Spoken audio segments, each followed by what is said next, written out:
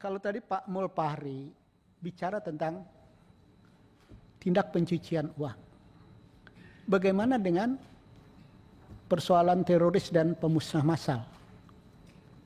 Ya, saya ingin ada gambaran nih, karena ini digambarkan oleh PPATK. Kalau pencucian uang, responnya penegak hukum, ya, dengan jawaban Pak Ivan bahwa ditemukan bukti lain yang di sini memperlemah PPATK. Bagaimana dengan persoalan dana teroris dan pemusnah massal? Respon penegak hukumnya berbeda enggak? Ingin catatan ini dulu agar Komisi 3 paham.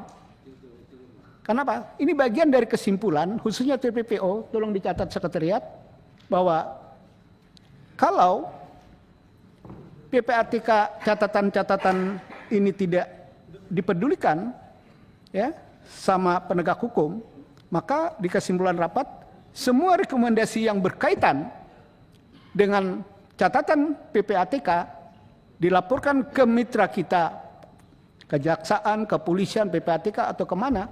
Komisi 3 minta dokumen tembusan agar kita paham seperti tuntutan Pak Mulfahri tadi. Jawab dulu Pak, ini Pak, tindakan aparat penegak hukumnya terhadap teroris dan pemusnah massal. Kenapa? Karena teroris ini sangat proaktif gitu loh. Yang belum kelihatan pemusnah massal. Saya ingin tahu itu dulu.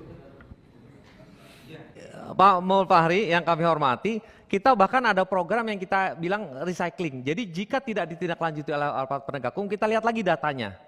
Dan beberapa kasus memang kita melihat jika tidak ditindaklanjuti oleh aparat penegak hukum, orang yang sama kemudian bermutasi dengan pihak-pihak lain dengan menggunakan nomini. Kita temukan fakta itu.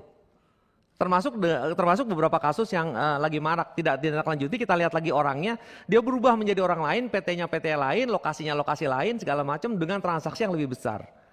Tapi kita nggak berhenti memang Pak, jangan Bapak ya percaya dengan kita nggak akan berhenti. Kami punya platform yang kita sebut dengan Sipendar. Sipendar ini adalah satu platform yang kita pergunakan bersama-sama dengan BIN, Densus 88, Kejaksaan, Anti Teror dan segala macam.